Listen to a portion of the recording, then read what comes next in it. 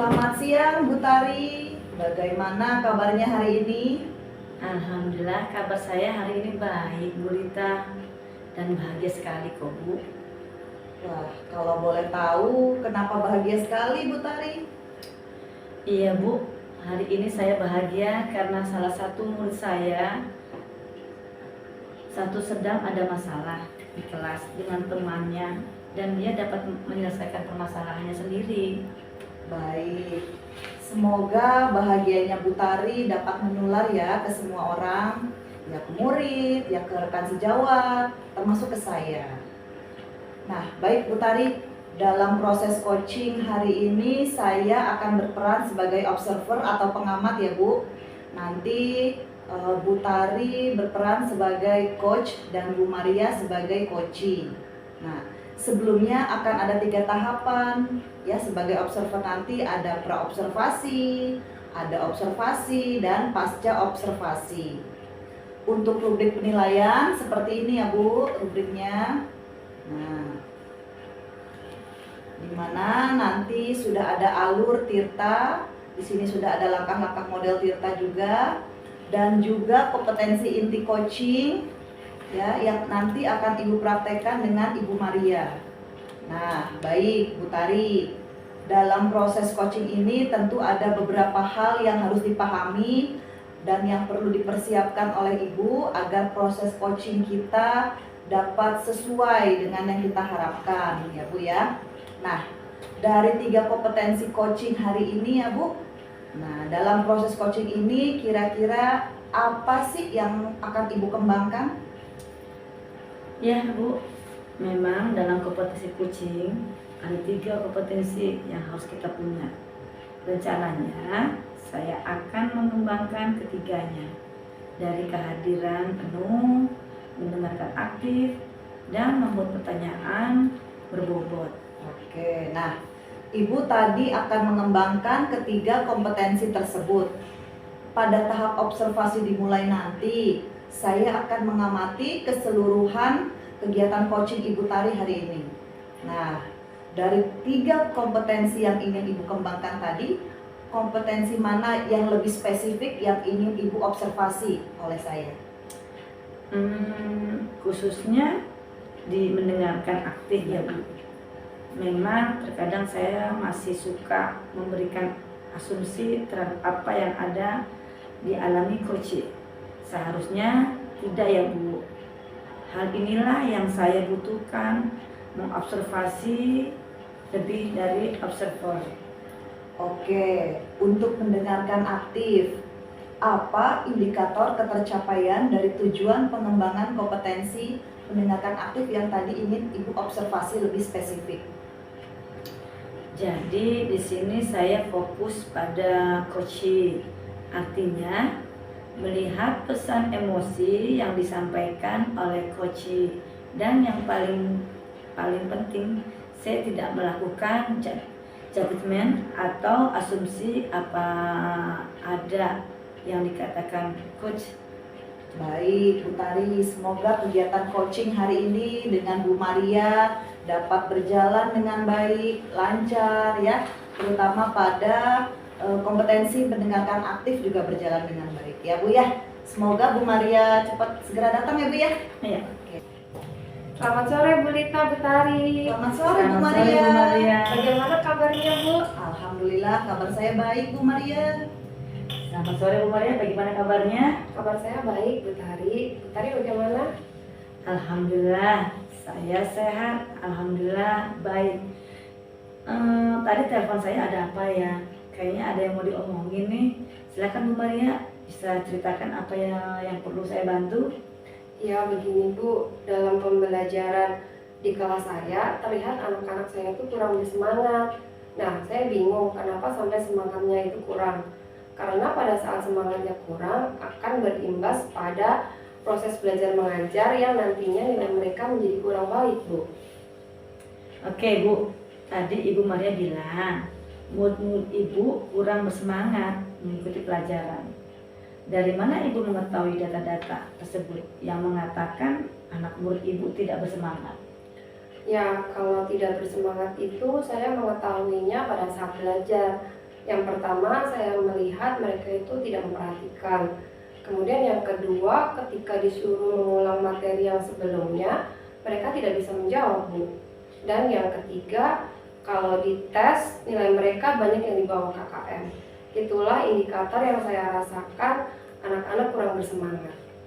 Oke, baik Ibu. Melihat dari data Ibu, nah sekarang hal apa yang akan Ibu lakukan supaya anak-anak Ibu lebih bersemangat dalam belajar? Kalau saya refleksikan, sepertinya dalam proses belajar mengajar di kelas saya itu kurang menarik. Kurang menariknya itu karena anak tidak memperhatikan, sehingga anak menjadi kurang bersemangat belajarnya. Anak-anak juga ada yang mengobrol, ada yang tidur, dan lain sebagainya. Oleh karena itu, saya harus punya metode pembelajaran yang menarik di kelas, Bu. Tadi Ibu bilang saat di kelas mengajarnya kurang menarik. Kalau boleh tahu, apa metode mengajar yang biasa dipakai saat di kelas? Metode yang biasa saya pakai itu mencatat, memberikan tugas, menjelaskan. Kadangkala saya tidak memberikan satu metode pembelajaran yang lain. Yang hanya saya lakukan itu cuma ceramah, menjelaskan, dan memberikan tugas, Bu. Ya Bu, nah dari skala 1 sampai 10, keterangannya kalau 1 itu sangat tidak menarik dan 10 itu sangat menarik. Metode pembelajaran Ibu berada di skala berapa saat ini? Berada di skala 5, Bu. Kenapa Ibu bilang di skala 5? Ya, karena kalau dilihat dari prosesnya itu anak-anak kurang bersemangat. Jadi metode yang saya gunakan itu juga. Jadi saya memilih angka di level 5, Bu. Nah, untuk kedepannya apa nih yang akan Ibu lakukan untuk proses belajar di kelas? Untuk kedepannya saya akan berubah cara mengajarnya dengan cara belajar yang lebih menarik, mungkin dengan menggunakan PowerPoint, Canva. Kemudian ketika anak-anak kurang bersemangat, saya bisa menggunakan ice breaking atau dengan mindfulness teknik stop. Nah, dengan begitu anak-anak akan menjadi lebih bersemangat belajarnya, Bu. Berapa keyakinan Ibu tetap di skala 1 sampai 10 tadi ya, dengan perubahan metode yang Ibu gunakan? Kalau dalam waktu dekat ini bisa di angka 9, Bu. Tapi kalau di jangka waktu yang lebih panjang bisa di angka 9. Hebat, berarti Ibu optimis nih. Ya harus continue ya, dan bisa berada di level 9. Keren. Selanjutnya Bu, kalau menurut Ibu indikator keberhasilan menggunakan metode ini apakah akan berhasil diterapkan di kelas? Saya optimis akan berhasil, Bu. Indikator keberhasilannya itu seperti anak-anak kalau diberikan tugas lebih baik, lebih rajin, kemudian nilainya pun juga meningkat. Dan karena tugas-tugas yang diberikan itu lebih bervariasi, anak-anak akan jadi lebih bersemangat, Bu, dalam belajarnya sesuai dengan yang saya harapkan. Tadi Ibu sempat singgung mindfulness. Apa sih kaitan mindfulness dengan teknik pembelajaran di kelas? Mindfulness itu salah satu cara untuk mengembalikan konsentrasi anak dalam pembelajaran. Yang tadinya anak itu kurang fokus, yang mengobrol sendiri. Nah, dengan metode mindfulness dapat mengembalikan konsentrasi mereka untuk siap belajar. Untuk faktor penghambat, apa yang mungkin bisa terjadi ketika Ibu menggunakan metode yang telah disampaikan? Kalau menggunakan metode mindfulness itu kan butuh peralatan beberapa ya, seperti laptop, audio speaker, infocus, dan lain sebagainya. Yang kadang-kadang peralatan tersebut itu bermasalah, Bu. Jadi akan kurang berjalan maksimal metode mindfulness-nya di kelas, yang nantinya akan menjadi kendala saya, Bu. Nah, tadi Ibu sudah menjelaskan kendala dari metode mindfulness di kelas. Sekarang menurut Ibu bagaimana cara penyelesaiannya? Cara penyelesaiannya, apabila yang bermasalah dengan komputer di kelas, saya akan menggunakan laptop. Kalau speaker yang di kelas itu tidak bisa, saya akan menggunakan speaker yang lebih kecil. Kemudian kalau infocus di kelas juga rusak, saya bisa pinjam infocus yang mobile Bu, yang bisa berpindah. Oke, nah tadi Ibu sudah menjelaskan cara penyelesaiannya dari hambatan tadi. Nah, untuk pelaksanaannya, Ibu kapan kira-kira proses ini akan dilaksanakan? Ya mungkin dalam waktu 1-2 hari ke depan saya akan coba. Sebelumnya saya akan pelajari dulu nih Bu. Saya mau mencoba dulu, jangan sampai metode ini saya terapkan di kelas, tetapi hasilnya tidak sesuai yang diharapkan. Baik, selanjutnya siapa Bu yang kira-kira bisa membantu Ibu melaksanakan metode ini sehingga terlaksananya dengan baik? Saya akan meminta bantuan kepada tim Sarpras untuk pinjam audio, laptop, infocus, dan kepada tim operator untuk membantu menyambungkan koneksi internet Bu. Oke Bu Maria, keren banget deh yang ada kolaborasi dengan rekan kerja. Oke Bu, selanjutnya untuk pelaksanaan metode tersebut butuh komitmen yang kuat nih Bu. Terkait komitmen, adakah yang sudah Ibu rencanakan terkait proses pembelajaran ini? Komitmen yang saya lakukan yaitu harus mempelajari kekurangan saya pada saat belajar Bu, sehingga pembelajaran yang tadinya itu kurang disenangi anak-anak menjadi lebih menarik minat mereka, kemudian mereka bisa lebih bersemangat dan lebih fokus. Nah itu dimulai dari saya dulu Bu. Saya akan belajar mempelajari Canva, PowerPoint, dan membuat bahan ajar lainnya yang lebih menarik. Kemudian saya juga akan mempelajari ice breaking. Apabila semuanya ini saya sudah kuasai, berarti pembelajaran di kelas saya tentunya akan lebih disenangi anak-anak. Nah, mudah-mudahan apa yang Ibu Maria sampaikan dapat terlaksana dengan baik. Terakhir, menurut Ibu, apa kesimpulan dari kegiatan coaching kita kali ini? Kesimpulan dari rencana kegiatan ini, saya harus mempelajari kekurangan-kekurangan seperti membuat jadwal, kapan kegiatan ini akan dilaksanakan, dan kapan kegiatan ini dapat diaplikasikan dalam kelas saya Bu. Wah, bagus Bu Maria, selalu optimis ya Bu. Sekarang Bu Maria sudah mendapatkan solusi atas permasalahan Ibu di kelas. Saya doakan semoga proses belajar di dalam kelas Ibu Maria lancar. Anak-anak pun dapat lebih bersemangat lagi sehingga mendapatkan hasil nilai yang baik. Baik Bu Maria, kita akhiri kegiatan coaching hari ini. Semoga kegiatan kita bermanfaat ya Bu. Saya akhiri. Wassalamualaikum warahmatullahi wabarakatuh. Waalaikumsalam warahmatullahi wabarakatuh. Terima kasih ya. Baik Bu Tari, tadi telah melaksanakan kegiatan coaching bersama dengan Ibu Maria ya. Ada beberapa hal ya yang ingin saya tanyakan. Yang pertama tadi dalam proses coaching ya Bu Tari dengan Bu Maria, apakah sudah menyampaikan indikator ketercapaian dari tujuan yang ingin Ibu sampaikan? Sudah? Ya Bu. Oh, ya.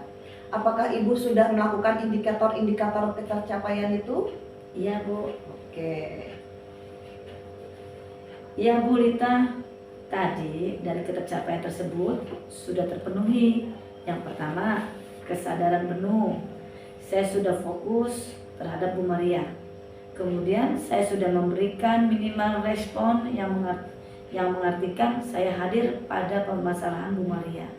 Terus yang kedua, dalam hal saya fokus pada permasalahan memberikan respon sesuai emosi yang disampaikan Bu Maria. Oke, baik Bu Tari. Izin saya menyampaikan hasil pengamatan dari observasi terhadap kegiatan coaching antara Bu Tari dan Bu Maria ya Bu. Nah, dalam hal pelaksanaan coaching tadi, Ibu sudah melaksanakan kompetensi inti. Terutama saya ingin Bu Tari lebih spesifik pada hari ini yaitu mendengarkan aktif. Nah, tadi menurut saya Ibu sudah bebas dari judgement atau asumsi. Kemudian Ibu tadi juga sudah bisa menangkap emosi dari Bu Maria. Dan juga kompetensi inti coaching sudah terlihat tadi ya Bu ya.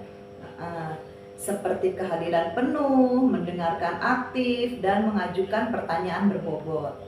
Kemudian dalam pelaksanaan coaching, Ibu juga sudah melaksanakan coaching sesuai dengan model Tirta yang terdiri dari tujuan umum, identifikasi masalah, rencana aksi, dan tanggung jawab. Nah, Bu, pertanyaan terakhir nih. Kompetensi apa yang ingin Ibu kembangkan lagi nih oleh Ibu Tari berdasarkan hasil coaching yang telah Ibu lalui ini?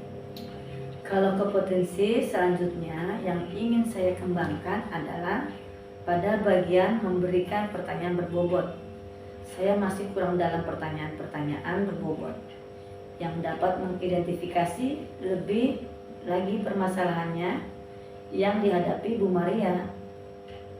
Saya juga masih kurang dalam pertanyaan berbobot untuk mengorek atau mengetahui secara pasti Bu Maria untuk menyelesaikan permasalahannya yang dia alami. Oke, baik Bu Tari. Berarti dalam mengajukan pertanyaan berbobot itu terus-menerus ya Bu, dalam memberikan pertanyaan terbuka supaya nanti di coaching berikutnya pada kompetensi yang ingin Bu kembangkan bisa terwujud lagi dan lebih bisa dilaksanakan. Baik Bu Tari, saya rasa cukup untuk observasi coaching hari ini. Terima kasih atas waktunya ya Bu Tari. Terima kasih Bu Lita karena hari ini sudah menjadi pengamat dalam observasi ataupun pengamatan dalam coaching. Terakhir, sukses ya untuk Bu Tari. Selamat siang Bu Tari. Siang Bu Lita.